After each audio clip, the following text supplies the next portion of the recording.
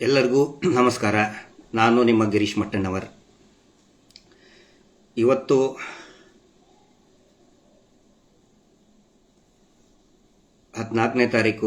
April 14 ಭಾರತದ ಸಂವಿಧಾನ ಶಿಲ್ಪಿ, ಭಾರತದ ಸಂವಿಧಾನದ ಪಿತಾಮಹ, ನಮ್ಮೆಲ್ಲರ ಹೆಮ್ಮೆಯ ಡಾಕ್ಟರ್ ಬಾಬಾ ಸಾಹೇಬ್ ಅಂಬೇಡ್ಕರ್ ಅವರ ಜಯಂತಿ. ನಾನು ಬೆಳಗ್ಗೆ ಫೇಸ್ಬುಕ್ಕಲ್ಲಿ ಮಾತಾಡ್ತೀನಿ ಅಂತ ಪೋಸ್ಟ್ ಹಾಕಿದ್ದೆ. ಆದರೆ ನಾನು ಪೋಸ್ಟ್ ಹಾಕಿದ ಮೇಲೆ ಫೇಸ್ಬುಕ್ಕಲ್ಲಿ ಒಂದು 2-3 ನಿಮಿಷಕ್ಕೆ ನನಗೆ ಗೊತ್ತಾಯಿತು ಫೇಸ್ಬುಕ್ಕು ಬ್ಲಾಕ್ ಮಾಡಿದ್ದಾರೆ ಅಂಥೇಳಿ. ನಂದು ಅಷ್ಟೇ ಅಲ್ಲ, ಸುಮಾರು ಒಂದು 50 ಫೇಸ್ಬುಕ್ ಮತ್ತು ಇನ್ಸ್ಟಾಗ್ರಾಮ್ನ ಪೋಸ್ಟ್ಗಳನ್ನು ಯಾರು ನ್ಯಾಯದ ಪರವಾಗಿ ಅಭಿವ್ಯಕ್ತಪಡಿಸ್ತಾ ಇದ್ದರು, ನ್ಯಾಯದ ಆಗ್ರಹಕ್ಕೆ ಅಭಿವ್ಯಕ್ತಪಡಿಸ್ತಾ ಇದ್ದರು, ಅಂತಹ ಎಲ್ಲ ಅಕೌಂಟ್ಗಳನ್ನು ನಮ್ಮ ಗಮನಕ್ಕೆ ತಾರದೇನೆ ನ್ಯಾಯಾಲಯದ ಒಂದು ಆದೇಶದ ಅಂತ ಹೇಳಿ ನಮ್ಮ ಗಮನಕ್ಕೆ ತರದೇನೆ, ನಮಗೆ ವಾದ ಮಂಡನೆ ಮಾಡೋದಕ್ಕೆ ಒಂದು ಅವಕಾಶವನ್ನು ಕೊಡದೇನೆ ನ್ಯಾಯಾಲಯದಲ್ಲಿ ನಮ್ಮನ್ನೆಲ್ಲರನ್ನು ಕೂಡ ಎಕ್ಸ್ ಪಾರ್ಟಿ ಮಾಡಿ ಸಂವಿಧಾನಕ್ಕೆ ವಿರೋಧಿಯಾಗಿ ಆ ಪ್ರಭಾವಿಗಳ ಪ್ರಭಾವಕ್ಕೆ ಒಳಗಾಗಿ ನ್ಯಾಯಾಲಯದ ಆದೇಶದ ಮೇಲೆ ನಮ್ಮೆಲ್ಲರ ಫೇಸ್ಬುಕ್ ಅಕೌಂಟ್ಗಳನ್ನು ಬ್ಲಾಕ್ ಮಾಡಿಸ್ಬಿಟ್ಟಿದ್ದಾರೆ. ಇವತ್ತು ಬಾಬಾ ಸಾಹೇಬರ ಜನ್ಮ ದಿನಾಂಕ, ಜಯಂತಿ. ಇವತ್ತು ಇಡೀ ದೇಶಕ್ಕೆ ಮತ್ತು ಇಡೀ ಜಗತ್ತಿಗೆ ಮಾದರಿಯಾಗುವಂತಹ ಸಂವಿಧಾನವನ್ನು ಕೊಟ್ಟಂಥವರು ಡಾಕ್ಟರ್ ಬಾಬಾ ಸಾಹೇಬ್ ಅಂಬೇಡ್ಕರ್ ಅವರು. ನಮ್ಮ ಸಂವಿಧಾನದಲ್ಲಿ ಒಂದು ವಿಶೇಷವಾದಂತಹ ಗುಣಲಕ್ಷಣ ಅಂತ ಹೇಳಿದರೆ ಅಭಿವ್ಯಕ್ತಿ ಸ್ವಾತಂತ್ರ್ಯ, ಫ್ರೀಡಮ್ ಆಫ್ ಸ್ಪೀಚ್. ನಾವೇನು ಕಂಡ್ಕಂಡವ್ರಿಗೆ ಬೈಬೇಕು, ಅಪಹಾಸ್ಯ ಮಾಡಬೇಕು ಅಂತ ನಾವೇ ಯಾರೂ ಏನು ಇಲ್ಲಿ ಹೋರಾಟ ಮಾಡ್ತಾ ಇಲ್ಲ. 13 ವರ್ಷದ ಹಿಂದೆ ಭೀಕರ ಅತ್ಯಾಚಾರ ಕೊಲೆಯಾದಂತಹ ಆ ಹೆಣ್ಣು ಮಗಳಿಗೆ ನ್ಯಾಯ ಸಿಗಲಿ, ಯಾರು ಆರೋಪಿಗಳು ಅಂತ ಪ್ರಶ್ನೆ ಮಾಡ್ತಾ ಇದ್ದಂತಹ ಅನೇಕ ಫೇಸ್ಬುಕ್ ಅಕೌಂಟ್ಗಳು, ಸಾಮಾಜಿಕ ಜಾಲತಾಣದ ಅಕೌಂಟ್ಗಳನ್ನು ಡಿಲೀಟ್ ಮಾಡಿದ್ದಾರೆ. ಇದಕ್ಕಿಂತ ಮುಂಚೆ ಅನೇಕ ಮಾಧ್ಯಮಗಳು, ಅದರಲ್ಲಿ ವಿಶೇಷವಾಗಿ ಯೂಟ್ಯೂಬ್ಗಳನ್ನು ಕೂಡ ಬ್ಲಾಕ್ ಮಾಡಿಸಿದ್ದಾರೆ. ಒಂದು ವಿಶೇಷತೆ ಏನಂತ ಹೇಳಿದರೆ, ವಿಶೇಷತೆ ಅನ್ನೋಕ್ಕಿಂತ ಒಂದು ಏನು ಅನ್ಯಾಯ ಆಗಿರುವಂಥ ಅನ್ಯಾಯ ಏನು ಅಂತ ಹೇಳಿದರೆ, ಅಪಹಾಸ್ಯ ಏನು ಅಂತ ಹೇಳಿದರೆ, ಯಾವ ನ್ಯಾಯಾಲಯದ ಆದೇಶವನ್ನು ಹಿಡಿದು ಇವರು ಫೇಸ್ಬುಕ್ ಮೆಟ್ಟಾಗೆ ರಿಪೋರ್ಟ್ ಮಾಡ್ತಾ ಇದ್ದಾರಲ್ಲ, ಆ ನ್ಯಾಯಾಲಯ ಯಾವತ್ತಿಗೂ ಕೂಡ ನಮಗೆ ಕೇಳೇ ಇಲ್ಲ. ಏನು ಆದೇಶ ಅಂತ ಯಾರಿಗೂ ಕೂಡ ಗೊತ್ತಿಲ್ಲ. ಇದು ಈ ದೇಶದ ಕಾನೂನು. ಈ ಮಟ್ಟಕ್ಕೆ ಪ್ರಭಾವಿಗಳನ್ನು ರಕ್ಷಣೆ ಮಾಡೋದಕ್ಕೂ ಕೂಡ ಈ ದೇಶದ ನ್ಯಾಯಾಲಯಗಳು ಸರೆಂಡರ್ ಆಗಿಬಿಟ್ಟುವ ಅನ್ನೋ ಪ್ರಶ್ನೆ ಮೂಡಿ ಬರ್ತಾ ಇದೆ. ಇವತ್ತು ಬಾಬಾ ಸಾಹೇಬರ ಜಯಂತಿ ಇವತ್ತು. ಹೀಗಾಗಿ ನಮ್ಮೆಲ್ಲರಿಗೂ ಕೂಡ ಈ ಧ್ವನಿ ಎತ್ತುವ ಹಕ್ಕನ್ನು ಕೊಟ್ಟಂತಹ ಬಾಬಾ ಸಾಹೇಬರಿಗೆ ಜಯಕಾರ ಹೇಳಿ ಮತ್ತು ಸಂವಿಧಾನಕ್ಕೆ ವಿರೋಧವಾಗಿ ನಮ್ಮ ಧ್ವನಿಯ ಹಕ್ಕನ್ನು ಅಡಗಿಸ್ತಾ ಇರುವಂತಹ ಈ ನ್ಯಾಯಾಲಯದ ಆದೇಶಕ್ಕೆ ಧಿಕ್ಕಾರ ಹೇಳಿ ಇವತ್ತಿನ ಈ ನನ್ನ ಇನ್ಸ್ಟಾಗ್ರಾಮ್ನ ಮೊದಲನೇ ಲೈವನ್ನು ಪ್ರಾರಂಭ ಮಾಡ್ತಾ ಇದ್ದೀನಿ. ನಿಮಗೆ ಹೇಳ್ದಂಗೆ this is my first insta live. ಏನಾದರೂ ಟೆಕ್ನಿಕಲ್ ಎರರ್ ಆಗಿದ್ದರೆ ದಯವಿಟ್ಟು ಕ್ಷಮಿಸಿ. ಮಳೆ ಭಾಳಷ್ಟು ಬರ್ತಾ ಇದೆ, ಕರೆಂಟ್ ಕೂಡ ಹೋಗ್ಬೋದು. ಏನಾದರೂ ಎರರ್ ಆದರೆ ದಯವಿಟ್ಟು ಕ್ಷಮೆ ಇರಲಿ ಅಂತ ನಾನು ಪ್ರಾರಂಭದಲ್ಲೇ ಕೇಳ್ಕೊಳ್ತಾ ಇದ್ದೀನಿ. ಹುಬ್ಬಳ್ಳಿಯಲ್ಲಿ ನಿನ್ನೆ ನಡೆದಂತಹ ಘಟನೆ, ದಾರುಣ ಘಟನೆ, ಮತ್ತು ಈ ದೇಶದಲ್ಲಿ ಪ್ರತಿನಿತ್ಯ ನಡೀತಾ ಇರುವಂತಹ ಅತ್ಯಾಚಾರಗಳಲ್ಲಿ ಅದು ಕೂಡ ಒಂದಾಗಿತ್ತು. ಆದರೆ ನಮ್ಮ ಗಂಡು ಮೆಟ್ಟಿದ ಭೂಮಿ ಹುಬ್ಬಳ್ಳಿ ಧಾರವಾಡದ ಜನರ ಒಂದು ಗುಣಲಕ್ಷಣನೇ ಬೇರೆ. ನಮಗೆ ಕೊಡಿ, ನೀವಾದರೂ ಅವನ ಮೇಲೆ ಆ್ಯಕ್ಷನ್ ತಗೊಳ್ಳಿ, ಇಲ್ಲ ಅಂತಂದ್ರೆ ನಮಗೆ ಕೊಟ್ಟು ಬಿಡ್ರಿ, ಅವನಿಗೆ ನಾವು ನೋಡ್ಕೋತೀವಿ. ಇದು ನಮ್ಮ ಭಾಷೆ. ಇಡೀ ಪೂರ್ತಿಯಾಗಿ ಹುಬ್ಬಳ್ಳಿ ಧಾರವಾಡ ಆಕ್ರೋಶದಿಂದ ಭುಗಿಲೆದ್ದಿತ್ತು. ಆಗ ದಕ್ಷ ಅಧಿಕಾರಿಗಳು ಮೊದಲನೇ ಬಾರಿಗೆ ಪೊಲೀಸರು ಅಂದರೆ ಏನು ಅನ್ನೋದನ್ನು ತೋರಿಸಿಕೊಟ್ಟಂತಹ ಹುಬ್ಬಳ್ಳಿ ಧಾರವಾಡದ ಪೊಲೀಸ್ ಕಮಿಷನರ್ ಶ್ರೀಯುತ ಶಶಿಧರ್ ಸಾಹೇಬರು ಹಿರಿಯ IPS ಅಧಿಕಾರಿಗಳು. ತುಂಬ ಒಳ್ಳೆ ಟ್ರ್ಯಾಕ್ ರೆಕಾರ್ಡ್ ಇದೆ ಅವರಿಗೆ.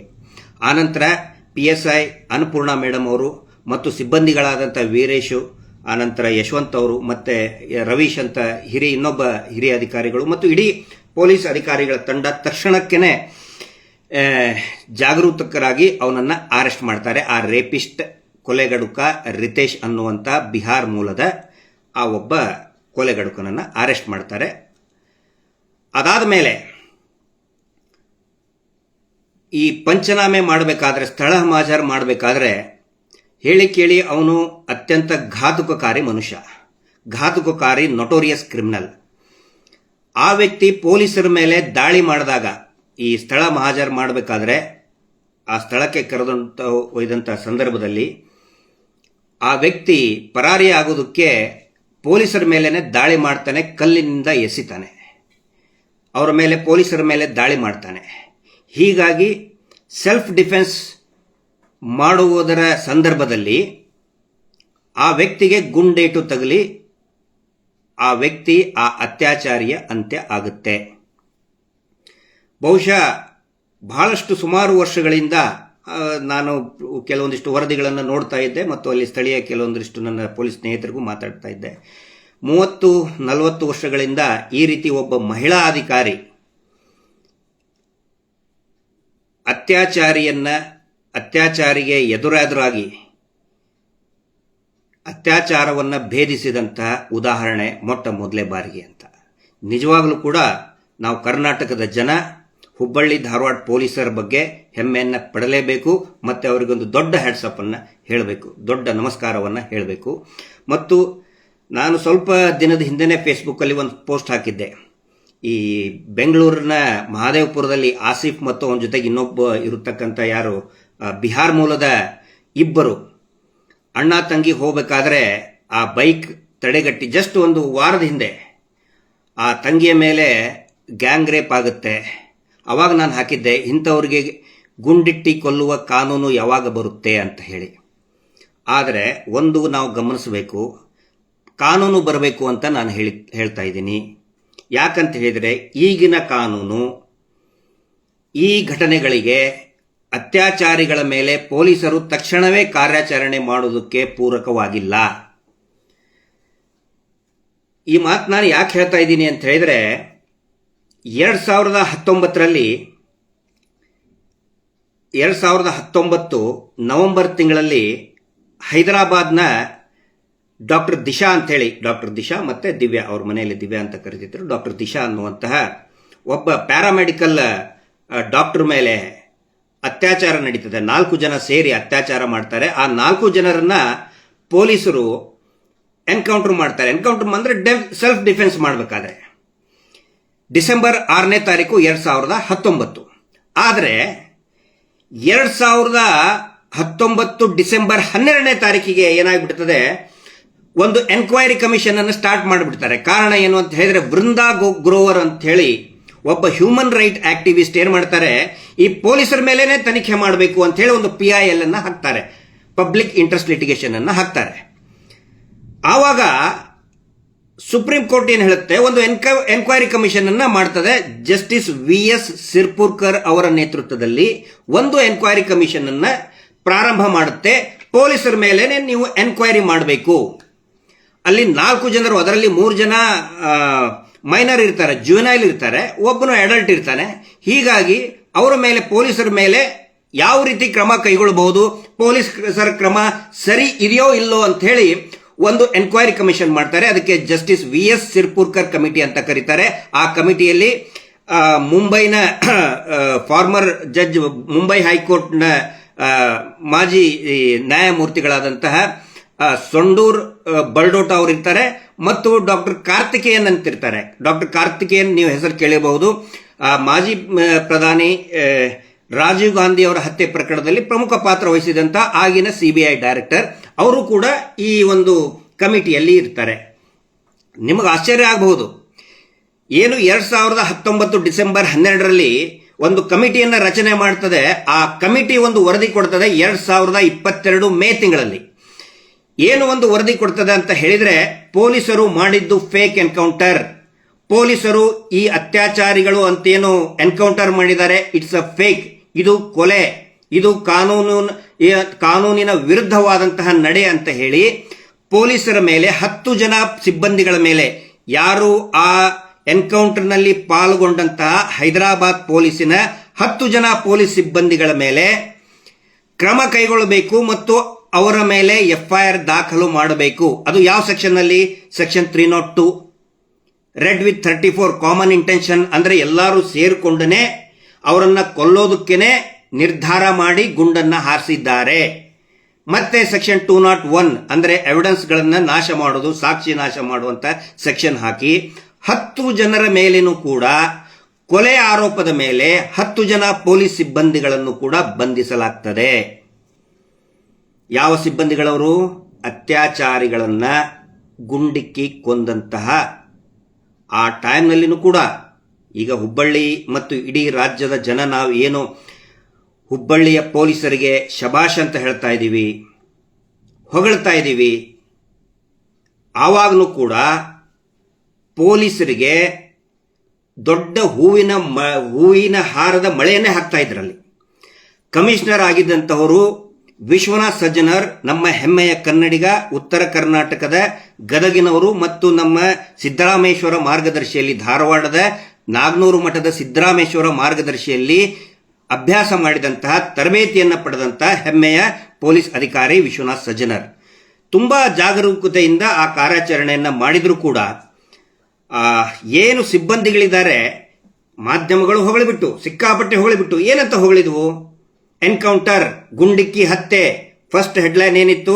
ಸಜ್ಜನರಿಂದ ದುರ್ಜನರ ಸಂಹಾರ. This was the title. ನಾನು ನೋಡಿದ್ದು ನಮ್ಮ ಕನ್ನಡ ನ್ಯೂಸ್ ಪೇಪರ್ ನಲ್ಲಿ ವಿಜಯ ಕರ್ನಾಟಕದ ಹೆಡ್ಲೈನ್ ಏನಾಗಿತ್ತು? ಸಜ್ಜನರಿಂದ ದುರ್ಜನರ ಸಂಹಾರ. ಸಜ್ಜನ ಅಂದ್ರೆ ನಮ್ಮ ವಿಶ್ವನಾಥ್ ಸಜ್ಜನರ್. ಸಜ್ಜನರಿಂದ ದುರ್ಜನ ಸಂಹಾರ. ಆ ರೀತಿ ಅನೇಕ ಇಡೀ ದೇಶದ ಎಲ್ಲಾ ಮಾಧ್ಯಮಗಳು ಕೂಡ ಹಾಡಿ ಹೊಗಳಿಬಿಟ್ಟು. ಯಾವಾಗ? ಆ 4 ಜನ ಅತ್ಯಾಚಾರಿಗಳನ್ನ ಡಿಸೆಂಬರ್ 6ನೇ ತಾರೀಕಿಗೆ ಎನ್ಕೌಂಟರ್ ಆದಾಗ ಜನರಂತರೂ ಮುಗಿಬೀಳ್ತಾ ಇದ್ರು. ಪೊಲೀಸರಿಗೆ ಎಲ್ಲಿ ನೋಡಿದ್ರು ಜೈಕಾರ. ಆ ನಂತರ ಅತ್ಯಾಚಾರ ಆದ ಸಂದರ್ಭದಲ್ಲಿ ಆ ಬೆಳವಣಿಗೆನೂ ಕೂಡ ನಿಮ್ಗೆ ಹೇಳಬೇಕು. ದ ಫಸ್ಟ್ ಡೇ ಅತ್ಯಾಚಾರ ನಡೆದಿದ್ದು ಆ ಹೈವೇನಲ್ಲಿ, ಬೆಂಗಳೂರು ಹೈದರಾಬಾದ್ ಆ ಚರ್ಪಳ್ಳಿ ಪೊಲೀಸ್ ಸ್ಟೇಷನ್ ಲಿಮಿಟ್ ನಲ್ಲಿ ಆ ಹೆಣ್ಮಗಳ ಮೇಲೆ ಅತ್ಯಾಚಾರ ನಡೆದ ಮೇಲೆ ಎಲ್ಲರಿಗೂ ಕೂಡ ಗೊತ್ತಾದ ಮೇಲೆ ಸಿಕ್ಕಾಪಟ್ಟಿ ಪೊಲೀಸರಿಗೆ ಟೀಕೆಯ ಸುರಿಮಳೆ. ಸ್ವತಃ ಆ ರಾಜ್ಯದ ಹೋಮ್ ಮಿನಿಸ್ಟರ್ ಬೈತಾರೆ, ಬಹಿರಂಗವಾಗಿ ಟೀಕೆ ಮಾಡ್ತಾರೆ. ಪೊಲೀಸರು ಇದಾರ, ಸತ್ತಿದಾರ ಅಂತೇಳಿ ಬಹಿರಂಗವಾಗಿ ಹೇಳ್ಕೊಡ್ತಾರೆ ತೆಲಂಗಾಣದ ಹೋಮ್ ಮಿನಿಸ್ಟರ್, ಗೃಹ ಸಚಿವರು, ನೆನಪಿಟ್ಕೊಳ್ಳಿ. ಅದಾದ ನಂತರ ಎನ್ಕೌಂಟರ್ ಆಗುತ್ತಲ್ಲ, ಎನ್ಕೌಂಟರ್ ಆದ ನಂತರ ಸಿಕ್ಕಾಪಟ್ಟಿ ಹೊಗಳಿಕೆಯ ಸುರಿಮಳೆ ಪೊಲೀಸರಿಗೆ. ಆದರೆ ಯಾವಾಗ ಸುಪ್ರೀಂ ಕೋರ್ಟ್ ನಿಂತ ನೇಮಕವಾದಂತಹ ಎನ್ಕ್ವೈರಿ ಕಮಿಷನ್ ಮುಖಾಂತರ ಅದರ ವಿವರಣೆ ಕೊಡ್ತಾರೆ, ಒಂದು ರಿಪೋರ್ಟ್ ಕೊಡ್ತಾರೆ 2022 ಮೇ ತಿಂಗಳಲ್ಲಿ, ಪ್ರೊಬಬ್ಲಿ ಮೇ 20ನೇ ತಾರೀಕಿಗೆ ಒಂದು ವರದಿಯನ್ನು ಕೊಡ್ತಾರೆ. ಆ ವರದಿಯಲ್ಲಿ ಈ ಎಲ್ಲಾ 10 ಜನರು ಎನ್ಕೌಂಟರ್ನಲ್ಲಿ ಭಾಗಿಯಾದಂಥ ಪೊಲೀಸ್ ಸಿಬ್ಬಂದಿಗಳನ್ನೇ, ಸೀನಿಯರ್ ಆಫೀಸರ್ಸ್ ಅದರಲ್ಲಿ ಇರೋದಿಲ್ಲ, ಆ ಮಾತು ಬೇರೆ, ಸಿಬ್ಬಂದಿಗಳ ಮೇಲೆ 10 ಜನ ಸಿಬ್ಬಂದಿಗಳ ಮೇಲೆ ಜೈಲಿಗೆ ತಳ್ಳಲಾಗುತ್ತದೆ. ಆವಾಗ ನೆನಪಿಟ್ಕೊಳ್ಳಿ, ಯಾವುದೇ ಒಬ್ಬೊಂದು ಮಾಧ್ಯಮದವರಾಗಲಿ ಮತ್ತು ರಾಜಕಾರಣಿಗಳಾಗಲಿ, ಅವತ್ತೇನು ಭಯಂಕರ, ಅವಾಗ ಎನ್ಕೌಂಟರ್ ಆದ್ಮೇಲೆ ನಾವು ಮಾಡಿಸಿದ್ವಿ, ನೀವು ಅಂತ ಕ್ರೆಡಿಟ್ ತಗೊಳಕ್ಕೆಲ್ಲ ಪೈಪೋಟಿಗೆ ಇಳಿದ್ಬಿಟ್ರು. ಆದರೆ ಯಾವಾಗ ಇವ್ರ ಮೇಲೇನೆ ಎನ್ಕ್ವೈರಿ ಕಮಿಷನ್ ವರದಿ ಕೊಡ್ತದೋ, ಇವರ ವಿರುದ್ಧ ಎನ್ಕ್ವೈರಿ ಕಮಿಷನ್ ವರದಿ ಕೊಡ್ತದೋ, ಆವಾಗ ತೆಲಂಗಾಣದ ಯಾವುದೇ ರಾಜಕಾರಣಿಗಳು ಅವರ ಪರವಾಗಿ ಬರುವುದಿಲ್ಲ. ಯಾವ ಮಾಧ್ಯಮಗಳು ಹಾಡಿ ಹೊಗಳಿದ್ರು, ಈಗೇನು ನಮ್ಮ ಹುಬ್ಬಳ್ಳಿ ಪೊಲೀಸರಿಗೆ ಹಾಡಿ ಹೊಗಳ್ತಾ ಇದ್ದಾರೆ, ಜನಗಳು ಹಾಡಿ ಹೊಗಳ್ತಾ ಇದ್ದಾರೆ, ಆವಾಗ ಯಾವುದೇ ಜನರು ಕೂಡ ಪೊಲೀಸರ ಪರವಾಗಿ ನಿಲ್ಲಲಿಲ್ಲ. 10 ಜನ ಪೊಲೀಸ್ ಸಿಬ್ಬಂದಿಗಳನ್ನ ಜುಡಿಷಿಯಲ್ ಕಸ್ಟಡಿಗೆ ತಗೊಳ್ತಾರೆ, ಅಂದ್ರೆ ಜೈಲಿಗೆ ಹಾಕ್ತಾರೆ. ಆ ಪರಿಸ್ಥಿತಿ ನಮ್ಮ ಹುಬ್ಬಳ್ಳಿಯ ಪೊಲೀಸರಿಗೆ ಬರಬಾರದು. ಹಾಗಿದ್ರೆ ಏನು ಮುನ್ನೆಚ್ಚರಿಕೆಯನ್ನು ವಹಿಸಬೇಕು? ಆ Disha rape and murder encounter ಕೇಸ್ನಲ್ಲಿ ಏನಾಗುತ್ತೆ, PIL ಅನ್ನು ಹಾಕಿರ್ತಾರೆ. ಈಗ ನಾವು ನೋಡಿ, ನಾವು ಎನಿ ಟೈಮ್ PIL ಹಾಕಬಹುದು ಪೊಲೀಸರ ವಿರುದ್ಧ. ಹ್ಯೂಮನ್ ರೈಟ್ ಆಕ್ಟಿವಿಸ್ಟ್ಗಳು. ಈ ದೇಶದಲ್ಲಿ ಸುಮಾರು ಹ್ಯೂಮನ್ ರೈಟ್ಸ್ ಆಕ್ಟಿವಿಸ್ಟ್ ಇದ್ದಾರೆ. ನಾನು ಹ್ಯೂಮನ್ ರೈಟ್ಸ್ ವಿರುದ್ಧ ಅಲ್ಲ, ಆದರೆ ನಮ್ಮ ಹಣೆ ಬರಹ, ನಮ್ಮ ಕರ್ಮ, ಈ ದೇಶದ ಒಂದು ಕರ್ಮನೇ ಅಂತ ಹೇಳ್ಬೋದು, ಹಣೆ ಬರಹ ಅಂತ ಹೇಳ್ಬೋದು. ನಿಜವಾಗಿಯೂ ಕೂಡ ಯಾವಾಗ ಪೊಲೀಸರಿಂದ ಮಾನವ ಹಕ್ಕು ಉಲ್ಲಂಘನೆ ಆಗುತ್ತಲ್ಲ, ಅವಾಗ ಯಾವ ಹ್ಯೂಮನ್ ರೈಟ್ಸ್ನವರು ಬಾಯಿ ಬಿಡುವುದಿಲ್ಲ. ಉದಾಹರಣೆಗೆ ಸಂತೋಷ್ ರಾವ್ನನ್ನು ಸಿಕ್ಕಾಪಟ್ಟೆ ಹೊಡಿತಾರೆ.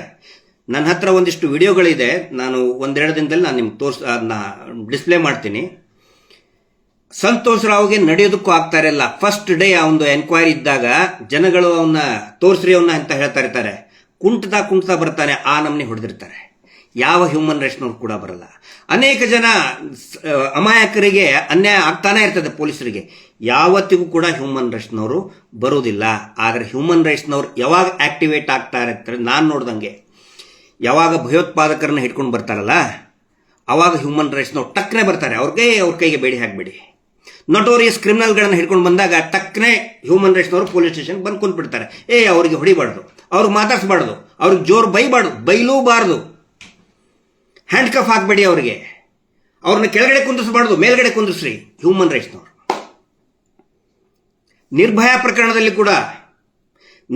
ಪ್ರಕರಣದಲ್ಲಿ ನಿಮ್ಗೆ ಗೊತ್ತಿರಲಿ, 6 ಜನರಲ್ಲಿ ಒಬ್ಬನು ರಾಮ್ ಸಿಂಗ್ ಅನ್ನೋನು ಜೈಲಲ್ಲಿ ನೇಣು ಹಾಕೋತಾನೆ. ಅವಾಗ ಎಂಟೈರ್ ಪೊಲೀಸರ ಮೇಲೆ ಆರೋಪ ಮಾಡಿದ್ದು ಇದೇ ಹ್ಯೂಮನ್ ರೈಟ್ಸ್ನವರು. ಆನಂತರ ಅತ್ಯಾಚಾರಿಗಳ ಪರವಾಗಿ ಒಬ್ಬ AP ಸಿಂಗ್ ಅಂತ ಅಡ್ವೊಕೇಟ್ ಇದ್ದ. ಅವನು ಏನು ವಾದ ಮಾಡ್ತಾ ಇದ್ದ ಗೊತ್ತಾ? ಅವರು ಪಾಪ ಬಡವರು, ಅಂದ್ರೆ ಕೂಲಿ ನಾಲಿ ಮಾಡಿ ಜೀವನ ಮಾಡ್ತಿದ್ರು, ಅಂಥವ್ರನ್ನ ಇವರು ಆರೋಪಿಗಳನ್ನಾಗಿ ಮಾಡಿಬಿಟ್ಟಿದ್ದಾರೆ ಹ್ಯೂಮನ್ ರೈಟ್ಸ್ನವರು. ಹೀಗಾಗಿ ಹುಬ್ಬಳ್ಳಿಯ ಪೊಲೀಸರಿಗೆ ಇನ್ನು ಮೇಲೆ ಅಗ್ನಿಯ ಪರೀಕ್ಷೆ ಪ್ರಾರಂಭ.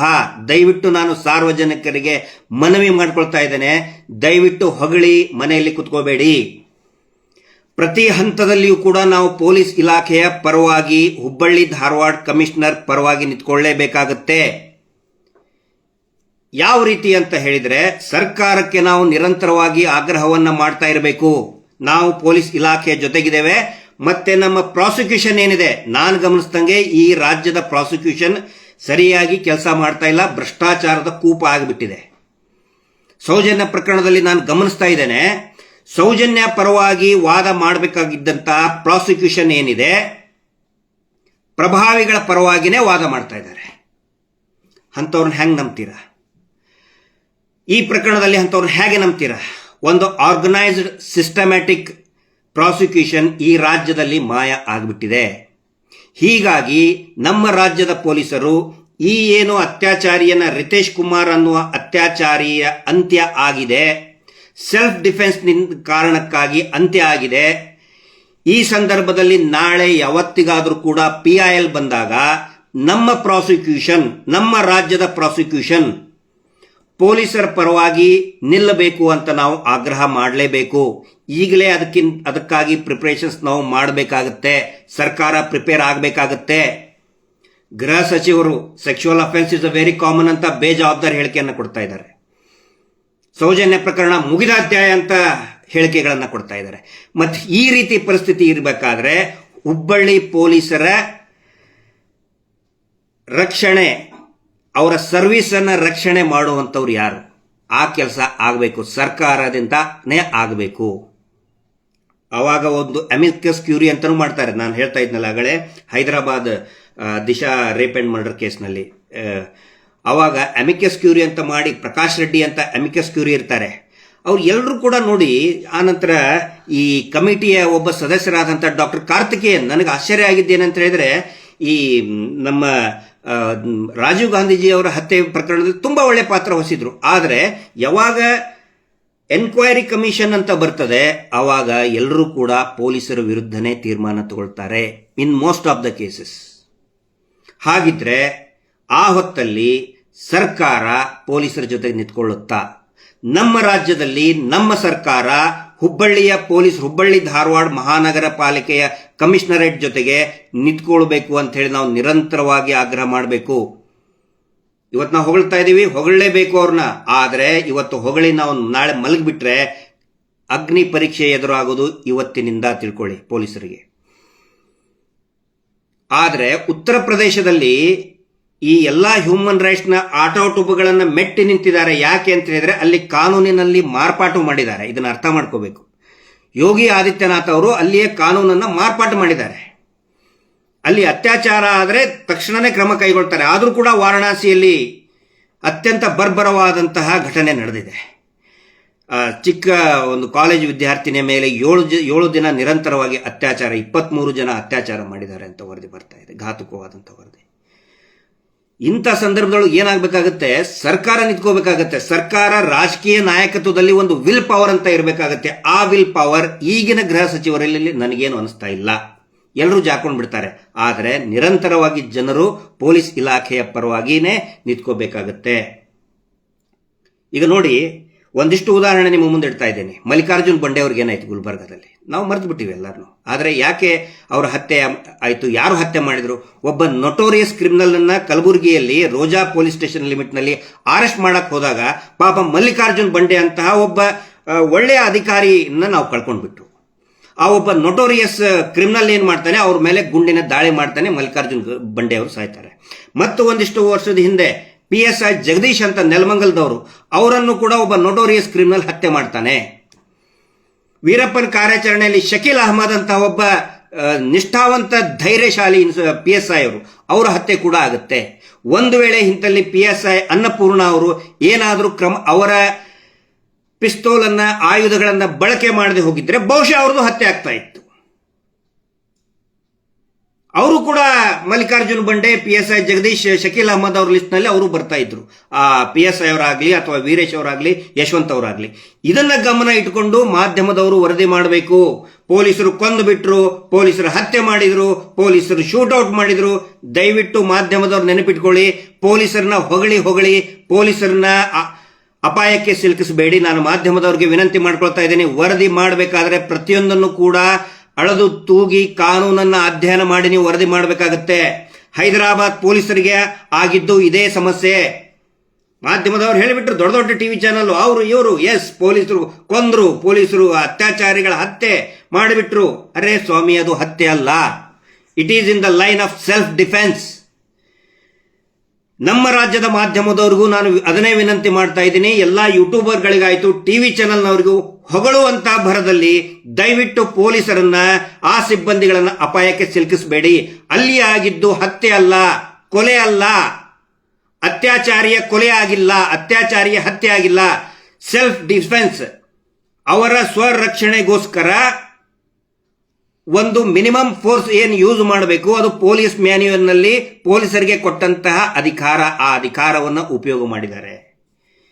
ಈ ನಿಟ್ಟಿನಲ್ಲಿ ವರದಿ ಮಾಡಬೇಕಾಗತ್ತೆ ಹೊರತು ಪೊಲೀಸರು ಹತ್ಯೆ ಮಾಡಿಬಿಟ್ರು, ಕೊಲೆ ಮಾಡಿಬಿಟ್ರು, ನೋ, ದಯವಿಟ್ಟು ಆ ರೀತಿ ಮಾಡಬೇಡಿ. ಹೊಗಳುವಂತಹ ಬರದಲ್ಲಿ ಪೊಲೀಸರನ್ನ ಅಪಾಯಕ್ಕೆ ಸಿಲುಕಾಕಿಸಬೇಡಿ ಅಂತ ನಾನು ವಿನಂತಿ ಮಾಡ್ಕೊಳ್ತಾ ಇದ್ದೇನೆ. ನಿಜವಾಗಲೂ ಕೂಡ ಇದು ನಮ್ಮ ರಾಜ್ಯದಲ್ಲಿ ಒಂದು ಒಳ್ಳೆಯ ಬೆಳವಣಿಗೆ. ಆದರೆ ಪೊಲೀಸರ ಒಂದು ಹಿತರಕ್ಷಣೆ ಕಾಪಾಡೋದು ಕೂಡ ನಾಗರಿಕ ಸಮಾಜದ ನಮ್ಮೆಲ್ಲರ ಒಂದು ಕರ್ತವ್ಯ ಆಗಿರ್ತದೆ. ಪೊಲೀಸರು ನಮ್ಮ ರಕ್ಷಣೆ ಮಾಡ್ತಾರೆ, ಆದರೆ ಅವರು ಆತಂಕದಲ್ಲಿದ್ದಾಗ ಪೊಲೀಸರಿಗೆ ಬೆಂಬಲ ಕೊಡೋದು ನಮ್ಮೆಲ್ಲರ ಒಂದು ಕರ್ತವ್ಯ ಅನ್ನೋ ಮಾತನ್ನ ಇಲ್ಲಿ ನಾನು ಹೇಳ್ತಾ ಇದ್ದೀನಿ. ಈಗ ಆ ಅತ್ಯಾಚಾರಿಯನ್ನ ಹೆಂಗೆ ಹಿಡಿದ್ರು ಗೊತ್ತಾ? ಒನ್ಸ್ ಅಗೇನ್ CC ಕ್ಯಾಮ್ರಾ ಮುಖಾಂತರ. CC ಕ್ಯಾಮ್ರಾ ಇಲ್ಲ ಅಂತ ಹೇಳಿದ್ರೆ ಗೊತ್ತೇ ಆಗ್ತಿರ್ಲಿಲ್ಲ ಅವನು ಯಾರು ಅಂತ. CC ಕ್ಯಾಮ್ರಾ ಅತ್ಯಾಚಾರ ನಡೆದ ಜಗದಲ್ಲಿ ಏನಿದ್ದಿದ್ದಿಲ್ಲ, ಬಹಳಷ್ಟು ದೂರದಲ್ಲಿತ್ತು, ಮೂವ್ಮೆಂಟ್ ನೋಡ್ಕೊಂಡು ಹಿಡಿದಿತ್ತು. ಈಗ ಸೌಜನ್ಯ ಕೇಸಿಗೆ ಬರೋಣ. ಸೌಜನ್ಯ ಕೇಸ್ನಲ್ಲಿ ಏನು ಮಾಡಿದ್ರು ಹೇಳಿ? ಇಲ್ಲಿ ಅತ್ಯಾಚಾರಿಯನ್ನ, ಕೊಲೆಗಡಕನ್ನ ಹಿಡಿದಿದ್ದು ಕೂಡ ಕರ್ನಾಟಕದ ಪೊಲೀಸ್. CC ಕ್ಯಾಮ್ರಾ ನೋಡಿ. ಆದರೆ ಸೌಜನ್ಯ ಪ್ರಕರಣ ನಡೆದಾಗ ಕರ್ನಾಟಕ ಬೆಳ್ತಂಗಡಿ ಪೊಲೀಸರು CC ಕ್ಯಾಮ್ರಾ ನೋಡಲೇ ಇಲ್ಲ, ಇತ್ತು ತರಿಸಲೇ ಇಲ್ಲ. ಈಗ 13 ವರ್ಷದ ನಂತರನೂ ಕೂಡ ಹೋರಾಟ ನಡೆದ್ರೆ ಏನಂತ ಹೇಳ್ತಾರೆ ನೀವು ನೋಡಿರ್ಬೋದು. ಈಗ ಪ್ರತಿಯೊಬ್ಬರು ಕೂಡ ನೋಡಿದಿರಿ. ಇದು ಧರ್ಮ ವಿರೋಧಿ, ದೇವಸ್ಥಾನಕ್ಕೆ ಅಪಚಾರ. ಧರ್ಮಸ್ಥಳದ ಹೆಸರು ತಗೊಂಡ್ರೆ, ಗ್ರಾಮದಲ್ಲಿ ನಡೆದಂತಹ ಕೊಲೆಗಳ ಬಗ್ಗೆ ಮಾತಾಡಿದರೆ ಧರ್ಮಸ್ಥಳಕ್ಕೆ ಅಪಚಾರ. ಹಾಗಿದ್ರೆ ನಾನು ಪ್ರಶ್ನೆ ಕೇಳ್ತಾ ಇದ್ದೀನಿ, ನಿನ್ನೆ ಇಂತರ ಹುಬ್ಬಳ್ಳಿಯಲ್ಲಿ ಅತ್ಯಾಚಾರ ಅಂತ ಹೇಳ್ತಾ ಇದ್ದಾರಲ್ಲ, ಹುಬ್ಬಳ್ಳಿಗೆ ಏನಾದರೂ ಅಪಚಾರ ಆಯ್ತನಪ್ಪ? ಹುಬ್ಬಳ್ಳಿಯಲ್ಲಿರೋ ಹಿಂದೂಗಳಿಗೆ ಏನಾದರೂ ಅಪಚಾರ ಆಯ್ತಾ? ಹಿಂದೂ ಧರ್ಮಕ್ಕೆ ಏನಾದರೂ ಅಪಚಾರ ಆಯ್ತಾ? ನಿಜವಾಗ್ಲೂ ಕೂಡ ನಾವು ಮೆಚ್ಚಬೇಕು ಹುಬ್ಬಳ್ಳಿ ಧಾರವಾಡ ಜನಕ್ಕೆ. ಹಿಂದೂ, ಮುಸಲ್ಮಾನರು, ಕ್ರಿಶ್ಚಿಯನ್ರು ಎಲ್ಲ ಸೇರಿ ಆಗ್ರಹ ಮಾಡಿದ್ರು, ಅವನನ್ನ ಹಿಡೀರಿ, ಇಲ್ಲ ನಮಗೆ ಬಿಡ್ರಿ, ನಾವು ನ್ಯಾಯ ಕೊಡ್ತೀವಿ ಅಂತ ಹೇಳಿದ್ರು. ಕಾಂಗ್ರೆಸ್, ಬಿಜೆಪಿ, ಜೆಡಿಎಸ್ ಎಲ್ಲರೂ ಒಂದಾದ್ರು. ಸೌಜನ್ಯ ಪ್ರಕರಣದಲ್ಲಿ ಯಾಕೆ ಹಂಗೆ ಮಾಡಕ್ ಬಿಡ್ತಾ ಇಲ್ಲ, ಒಂದಾಗಕ್ಕೆ ಬಿಡ್ತಾ ಇಲ್ಲ? ಸಮೀರ್ ಹೇಳಿದ್ಕೊಳ್ಳೆ ಹಿಂದೂ ಮುಸಲ್ಮಾನ್, ಪ್ರಗತಿ ಬರು ಬಂದ್ಕೊಳ್ಳೆ ಯಾರು ಕಮ್ಯುನಿಸ್ಟರು, ಮಹೇಶ್ ಶೆಟ್ಟಿ ತಿಮರೋಡಿ ಮಾತಾಡಿದ ತಕ್ಷಣ ರೌಡಿ ಶೆಟ್ರು. ಯಾರ ಪರವಾಗಿ ಸರ್ಕಾರ ಕೆಲಸ ಮಾಡ್ತಾ ಇದ್ದೀರಿ? ಈ ಫೇಸ್ಬುಕ್ನಲ್ಲಿ, ಇನ್ಸ್ಟಾಗ್ರಾಮ್ನಲ್ಲಿ, ಯೂಟ್ಯೂಬ್ನಲ್ಲಿ ಮಾತಾಡ್ಬೇಕಂತ ಹೇಳಿದ್ರೆ ಕೋರ್ಟು, ಎಕ್ಸ್ ಪಾರ್ಟಿ ನಮ್ಮನ್ನ ಕರೀದೇನೆ ಆರ್ಡರ್ ಮಾಡ್ತಾ ಇದ್ದಾರೆ, ಮಾತಾಡಬೇಡಿ, ಬ್ಲಾಕ್ ಮಾಡಿಸ್ತಾ ಇದ್ದಾರೆ. ಇದು ಧರ್ಮಕ್ಕೆ ವಿರೋಧಿ ಅಂತ ಹೇಳಿ. ಅಂದ್ರೆ ಇಲ್ಲಿ ನಡೀತಾ ಇದ್ದುದು ಕೂಡ ಅತ್ಯಾಚಾರನೇ, ಇಲ್ಲಿ ಧರ್ಮಸ್ಥಳ ಗ್ರಾಮದಲ್ಲಿ ನಡೆದಿದ್ದು ಕೂಡ ಅತ್ಯಾಚಾರ, ಕೊಲೆಗಳೇನೆ. ನಾನು ಒಂದು UDR ನಂಬರ್ ಕೂಡ ನಾನು ಮೆನ್ಷನ್ ಮಾಡಿ ಹೇಳ್ತಾ ಇದ್ದೆ. 2007ರಲ್ಲಿ ಒಂದು UDR ಮಾಡಿ ಬಿಸಾಕ್ತಾರೆ ಪೊಲೀಸರು. ಅದು ಕೂಡ ಒಂದು ಹೆಣ್ಣು ಮಗುವಿನ ಶವ, ಅಪರಿಚಿತ ಹೆಣ್ಣು ಮಗು. 2007ರಲ್ಲಿ ಆ ಥರ ಸುಮಾರು ಜನ ಹೆಣ್ಮಕ್ಳು ಸತ್ತಿದ್ದಾರೆ ಧರ್ಮಸ್ಥಳ ಗ್ರಾಮದಲ್ಲಿ. ಆ ಲಾಜಿಂಗ್ನಲ್ಲಿ ಇರ್ಬೋದು, ನೇತ್ರಾವತಿ ತೀರದಲ್ಲಿ ಇರ್ಬೋದು, ಆ ಕಾಡುಗಳಲ್ಲಿ ಇರ್ಬೋದು, ಸಾಕಷ್ಟು ಜನ ಹೆಣ್ಮಕ್ಳ ಶವಗಳು ಸತ್ತಿದ್ದಾರೆ. ಒಂದನ್ನಾದ್ರಲ್ಲಿ ನಾನು ತೋರಿಸಿದ್ದು UDR ಒಂದು ಹೆಣ್ಣು ಮಗುವನ್ನ, ಹುಬ್ಬಳ್ಳಿಯಲ್ಲಿ ಸತ್ತಿದ್ದು ಕೂಡ ಹೆಣ್ಣು ಮಗುನೇ. ನ್ಯಾಯ ಸಿಕ್ತು. ಎನ್ಕೌಂಟರ್ ಅಂದ್ರೆ ಏನು ಸೆಲ್ಫ್ ಡಿಫೆನ್ಸ್ ಮಾಡಬೇಕಾದ್ರೆ ಜನರ ಒಂದು ಆಗ್ರಹ ಇತ್ತು. ಸೆಲ್ಫ್ ಡಿಫೆನ್ಸ್ ಆಗಬೇಕಾದ್ರೆ ಅವನ ಅತ್ಯಾಚಾರಿ ಅಂತ್ಯ ಆಯಿತು. ಇಲ್ಲಿ ಯಾಕೆ ಆಗ್ತಾ ಇಲ್ಲ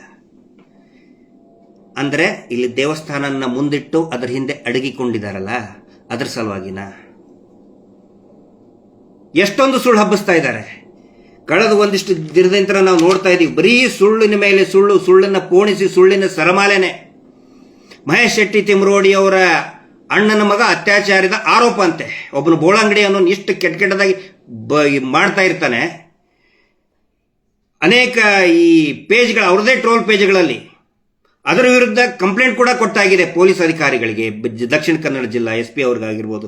ಯಾವುದೇ ಕ್ರಮ ಇದುವರೆಗೂ ಕೂಡ ತಗೊಂಡಿಲ್ಲ. ನಾನು ಮತ್ತೆ ಮಹೇಶ್ ಶೆಟ್ಟಿ ತಿಮರೋಡಿ ಅವರು ಮಾತಾಡಿ ಸಣ್ಣ ಸಣ್ಣ ತುಣುಕು ಹಾಕೋದು, ಏನಾದರೂ ಒಂದು ಅಪಾರ್ಥ ಸೃಷ್ಟಿ ಮಾಡಿಬಿಡೋದು. ವಾಟ್ಸಪ್ ಗ್ರೂಪ್ನಲ್ಲಿ ಅವರವರೇ ಚರ್ಚೆ ಮಾಡ್ಕೊಳ್ಳೋದು, ಅವರವರೇ ಚಾಟ್ ಮಾಡ್ಕೊಳ್ಳೋದು. ಯಾವನೋ ಚಾಟ್ ಮಾಡ್ಕೊಂಡಂತೆ ದೇವಸ್ಥಾನಕ್ಕೆ ನುಗ್ತೇವಿ, ಕಲ್ಲು ಹೊಡಿತೀವಿ ಅಂತ ಹೇಳಿದ್ರೆ ತೋರಿಸ್ಬೇಕಲ್ಲ ಅದನ್ನ ಕೋರ್ಟಿಗೆ. ಇದುವರೆಗೂ ಕೂಡ ತೋರಿಸಿಲ್ಲ. ವಾಟ್ಸಪ್ ಚಾಟ್ ತೋರಿಸ್ರಿ ಅಂತ ಹೇಳಿದ್ರೆ ಚಾಟ್ ಮಸಾಲ ತೋರಿಸ್ತಾ ಇದ್ದಾರೆ. ಮಸಾಲ, ಚಾಟ್ ಮಸಾಲ ಅಂತ ಇರ್ತದಲ್ಲ ಇದರಲ್ಲಿ, 600 ಪೇಜ್ ಅಂತ ಕೊಟ್ಟಿದ್ದಾರೆ. 600 ಪೇಜ್ ಅಂತ ಹಳೇ ಕತೆ. ಮಹೇಶ್ ಶೆಟ್ಟಿ ತಿಮರೋಡಿ ಎಷ್ಟು ಆಸ್ತಿ ಮಾಡಿದ, ಅದು ಮಾಡಿದ, ಇದು ಮಾಡಿದ, ಬರೀ ಇವೆ.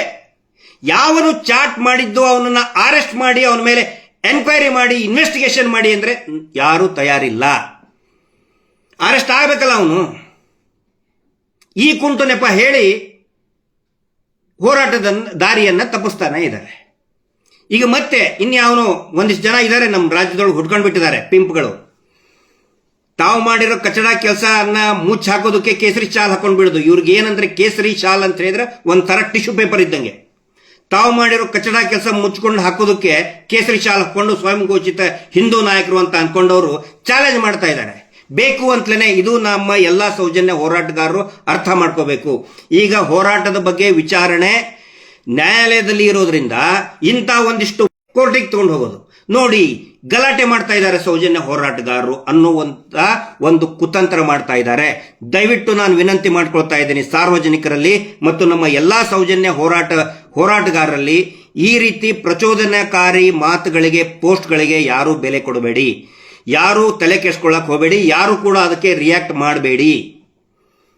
ಉಜಿರೆಗೆ ಬರ್ತೀನಿ, ಚಾಲೆಂಜ್ ಮಾಡ್ತೀನಿ, ನೀನು ಉಜಿರೆಗಾರ ಬಾ, ಪಾಕಿಸ್ತಾನಕ್ಕರ ಹೋಗು, ಡೆಲ್ಲಿಗರ ಹೋಗು, ಅದನ್ನ ತಗೊಂಡು ನಾವೇನ್ ಮಾಡಬೇಕು? ಏನ್ ಮಾಡ್ಬೇಕು ನಾವು ತಗೊಂಡು? ಹೋರಾಟಕ್ಕೂ ಅದಕ್ಕೂ ಏನ್ ಸಂಬಂಧ? ಸೌಜನ್ಯ ಹೋರಾಟಕ್ಕೂ ಕೂಡ ನೀನು ಎಲ್ಲೇ ಕಾರ್ಯಕ್ರಮ ಮಾಡಿ ಎಲ್ಲೇ ಚಾಲೆಂಜ್ ಮಾಡಿದ್ರು ಏನು ಸಂಬಂಧ ಇಲ್ಲ. ನಮಗೆ ಬೇಕಾಗಿರೋದು ನ್ಯಾಯ. ಯಾರು ಅತ್ಯಾಚಾರಿಗಳು ಅವ್ರನ್ನ ಕಂಡು ಹಿಡಿಬೇಕು, ಅವರ ತನಿಖೆ ಆಗಬೇಕು, ಮರು ತನಿಖೆ ಆಗಬೇಕು ಅನ್ನೋದು ಮಾತ್ರ ಹೋರಾಟದ ಉದ್ದೇಶ. ಅದರ ಜೊತೆಗೆ ಹೆಲ್ಪ್ ಲೈನ್ ಆಗಬೇಕು. ಸೌಜನ್ಯ ಹೆಸರಿನಲ್ಲಿ ರಾಜ್ಯದಲ್ಲಿ ಒಂದು ಹೆಲ್ಪ್ ಲೈನ್ ಆಗಬೇಕು, ಆಗಲೇಬೇಕು. ಹೆಣ್ಣು ಮಕ್ಕಳ ಸುರಕ್ಷತೆಗಾಗಿ ಹೆಲ್ಪ್ ಲೈನ್ ಆಗಲೇಬೇಕು. ಸ್ಕೂಲ್ಗಳಲ್ಲಿ ಇವತ್ತು ಎಷ್ಟೋ ಜನ ಪೇರೆಂಟ್ಸು, ನಾನು ಒಂದು ತಮ್ಮೆಲ್ಲರ ಗಮನಕ್ಕೆ ತರ್ತಾ ಇದ್ದೀನಿ, ಅನೇಕ ಜನ ಏನಾಗಿದೆ, ಸ್ಕೂಲ್ಗೆ ಅಡ್ಮಿಷನ್ ಮಾಡಿಸ್ತಾ ಇದ್ದಾರೆ. ಯಾಕಂದ್ರೆ ಈಗ ವೆಕೇಶನ್ ಬಂತು, ನೆಕ್ಸ್ಟ್ ಯಾವ ಸ್ಕೂಲು ಅಂತ ಎನ್ಕ್ವೈರಿ ಮಾಡ್ತಾ ಇದ್ದೀರಾ. ಬಟ್ ಒಂದು ಪೇರೆಂಟ್ಸ್ ನೀವು ನೆನಪಿಟ್ಕೊಳ್ಳಿ, ನನ್ನ ಮಗಳು ನನ್ನ ಮಗನಿಗೆ ಇಷ್ಟು ಪರ್ಸೆಂಟೇಜ್ ಆಗಬೇಕು ಅನ್ನೋ ತಲೆಯಲ್ಲಿ ಇಟ್ಕೋಬೇಡಿ. ಸುರಕ್ಷತೆಯನ್ನ ನೆನಪಿನಲ್ಲಿ ಇಟ್ಕೊಂಡು ಸುರಕ್ಷತೆಗೆ ಆದ್ಯತೆಯನ್ನು ಕೊಟ್ಟು ನೀವು ಕಾಲೇಜಿಗೆ ಸ್ಕೂಲ್ಗಳಿಗೆ ಅಡ್ಮಿಷನ್ ಮಾಡಿಸಿ. ಆ ಸ್ಕೂಲಿನ ಪ್ರಿನ್ಸಿಪಾಲ್ಗಳಿಗೆ ಕೇಳಿ, ಅಲ್ಲಿರುವಂತಹ ಅಡ್ಮಿನಿಸ್ಟ್ರೇಟರ್ ಆಡಳಿತಗಾರರಿಗೆ ಕೇಳಿ, ನಮ್ಮ ಮಕ್ಕಳು ನಿಮ್ಮ ಶಾಲೆಯಲ್ಲಿ ಯಾವ ರೀತಿ ಸುರಕ್ಷಿತವಾಗಿರ್ತಾರೆ ಅದ್ರ ಬಗ್ಗೆ ವಿವರಣೆಯನ್ನು ಕೊಡಿ. ನೀವು ಸ್ಯಾಟಿಸ್ಫ್ಯಾಕ್ಷನ್ ಆದರೆ ಮಾತ್ರ ಆ ಶಾಲೆಗೆ ಅಡ್ಮಿಷನ್ ಮಾಡಿಸಿ. ನಾನು ಕೂಡ ಅದೇ ರೀತಿ ಮಾಡಿಸಿದ್ದೀನಿ.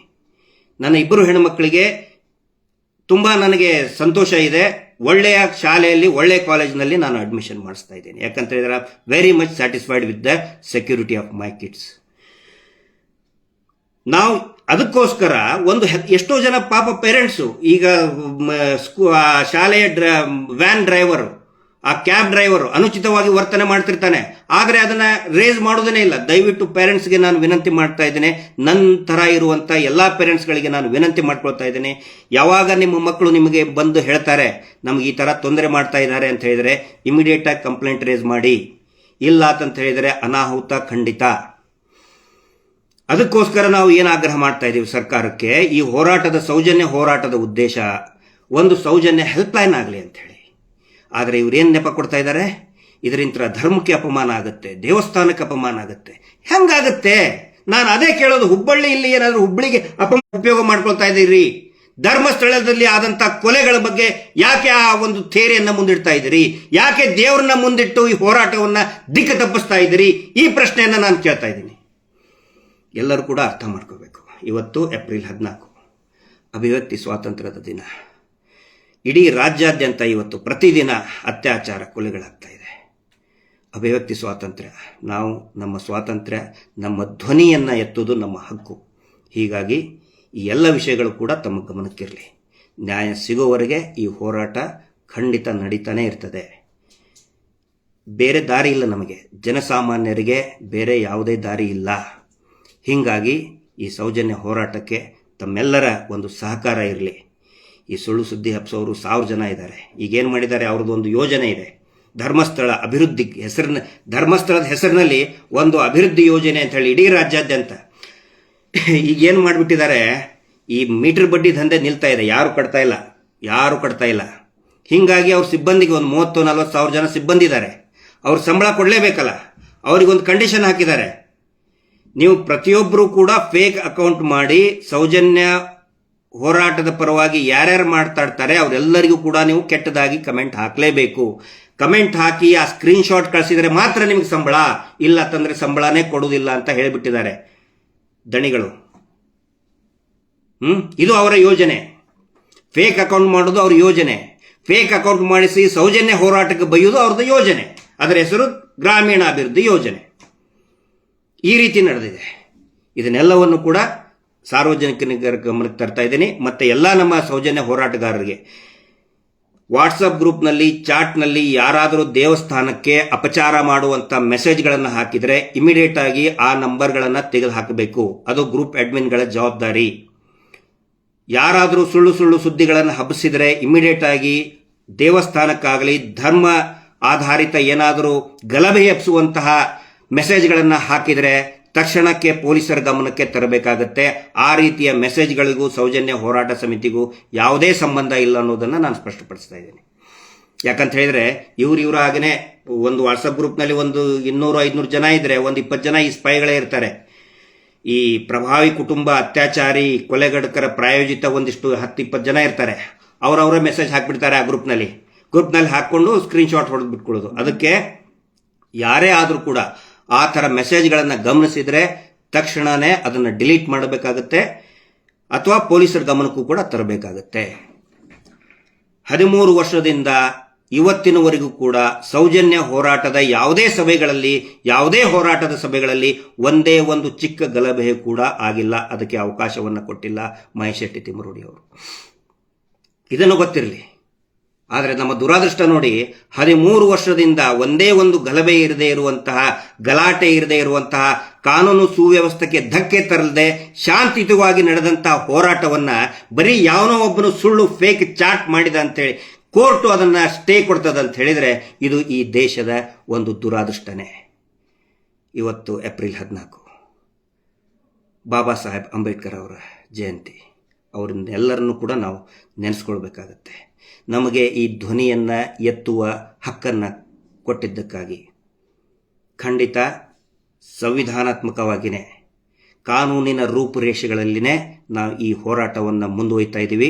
ಆನಂತರ ಇವರೇನೋ ಈ ಸುಳ್ಳು ಸುದ್ದಿಗಳನ್ನು ಹಬ್ಬಿಸ್ತಾ ಇದ್ದಾರೆ, ಚಾಲೆಂಜ್ ಮಾಡ್ತಾ ಇದ್ದಾರೆ. ಅದಕ್ಕೆ ಮೂಲ ಕಾರಣ, ಅದರ ಮೂಲ ಉದ್ದೇಶ ಒಂದು ಕೃತಕ ಗಲಭೆಯನ್ನು ಸೃಷ್ಟಿ ಮಾಡಿ ಕೋರ್ಟಿಗೆ ತೆಗೆದುಕೊಂಡು ಹೋಗಿ ಮತ್ತೆ ಹೋರಾಟವನ್ನು ನಿಲ್ಲಿಸುವಂಥ ಪ್ರಯತ್ನ ಅವರು ಮಾಡ್ತಾ ಇದ್ದಾರೆ. ದಯವಿಟ್ಟು ಯಾರೂ ಕೂಡ ಈ ಪ್ರಚೋದನಕಾರಿ ಮೆಸೇಜ್ಗಳಿಗೆ ರಿಯಾಕ್ಟ್ ಮಾಡಬೇಡಿ, ಶಾಂತವಾಗಿ ಇರಿ ಅಂತ ಹೇಳ್ತಾ ಇವತ್ತಿನ ಈ ಲೈವನ್ನು ಮುಗಿಸ್ತಾ ಇದ್ದೀನಿ. Justice for Sowjanya. ನಮಸ್ತೆ.